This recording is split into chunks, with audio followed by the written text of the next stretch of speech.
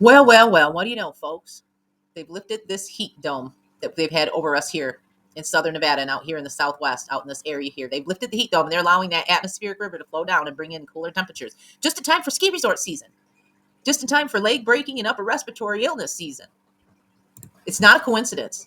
It is absolutely not a coincidence that now all of a sudden, snow's on the way, but will Utah's ski season still open on time? Oh, I don't know. I'm guessing that it will. Meteorologists are expecting a precipitous drop in temperature Thursday and Friday across the state, accompanied by what could be more than a foot of snow in the mountains. And that chill is supposed to stick around, according to Christine Cruz, a lead meteorologist at the National Weather Service Bureau in Salt Lake City. It's good news for Utahns looking forward to sweater weather, as well as for skiers and snowboarders who had begun to fret that winter might skip the state entirely. Yeah, no, they're not going to miss out on their ski resort season. There are multiple ski resorts all around us here. There are like so many. You can't even count them all. And every damn one of them uses fake snow to pack their ski resorts so that they can make money off of their ski resort season. So get ready for leg breaking and upper respiratory illness season as well from their fake snow. Okay. The team's excited, Palmer said, because the weather is kind of getting up to speed and being like normal conditions. Well, you don't say. They're predicting that Ryan Head could get up to 10 inches of snow between Thursday night and Saturday morning. Yeah. Yep. Yeah.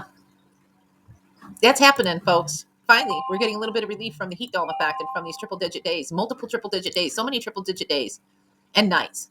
Over 400 heat related deaths here in Clark County alone. Okay. And it's interesting that they talk about how 90% of cases take up to 90 days to investigate the cause and the manner of death. And the report is not final and does not include every heat related death that occurred in June, July, August, September, and October. And it's important to know that certain drug classifications make people more vulnerable to dying from the heat, including fentanyl. Really? And other factors contributing to heat deaths are illnesses and medical conditions such as cardiovascular disease and certain behaviors like physical exertion, poor fluid intake, and the lack of adapting to a specific climate. Really? Over 400 heat-related deaths because of the multiple month after month, day after day, night after night of being subjected to the heat dome effect that they created. And now, how convenient. How convenient that now they can begin their snow packing and making snow.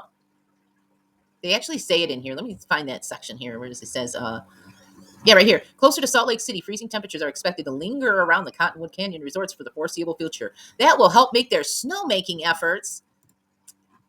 I'm sorry, but that their ski resort seasons that they have out here, and these ski resorts bring in multiple millions of dollars. Okay, we're definitely not going to be skipping out on that. They were cutting it close. They were cutting it real close. But now that they finally have lifted up that heat dome effect that they are creating from HAARP and the multiple Doppler radar stations around us, well, now they can finally start packing these ski resorts, not just with snow, but with people and money. Yeah, at the expense of over 400 heat-related deaths. As far as I'm concerned, NOAA and the Climateers and the NWS should take some responsibility for the over 400 heat-related deaths. And that's not even just a final report. That doesn't even include every heat-related death that occurred in June, July, August, September, and October. So there you go, folks. We're finally getting a little bit of a break, and it is a little bit more tolerable out there. But you really have to ask yourself, in case you're still on the fence and wondering on whether or not they are manipulating and attempting to control and alter this atmospheric river in our environment and our weather patterns, don't doubt it anymore. As far as I'm concerned, these people are criminals. And like I said, because I'm repetitive, I will say it again. How incredibly convenient that now, when it's getting close to their ski seasons, getting ready to open, right? They're all still closed for now. Still closed for now. All of Utah's ski resorts are closed for skiing now. They normally start opening around Thanksgiving. Well, how convenient that around a month or so out, that gives them about a month or so to fire up those snowmaking machines, to fire up all of their generators, to create snow and pack their ski resorts with snow. How convenient. Just in time for ski season. Just in time for leg breaking and upper respiratory illness season. I just can't with these people. They're evil. The NWS, NOAA, and the Climateers, these people are absolutely evil. And as far as I'm concerned, once again, because yes, I'm repetitive, and yes, once again, I'm going to say it again, over 400 heat-related deaths. That's not even including all of them. Just in Clark County alone.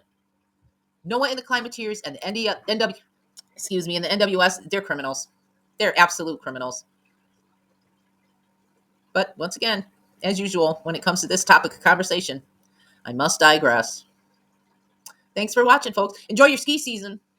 Enjoy your fresh pow pow, courtesy of Utah's cloud seeding program and Utah's snowpack. Freaking criminals. Stay safe and mindful. Know that I appreciate you. Know that I really, truly appreciate you tolerating my little rants like this. I really do. Thanks for watching. Stay tuned. There's definitely more to come if I can help it.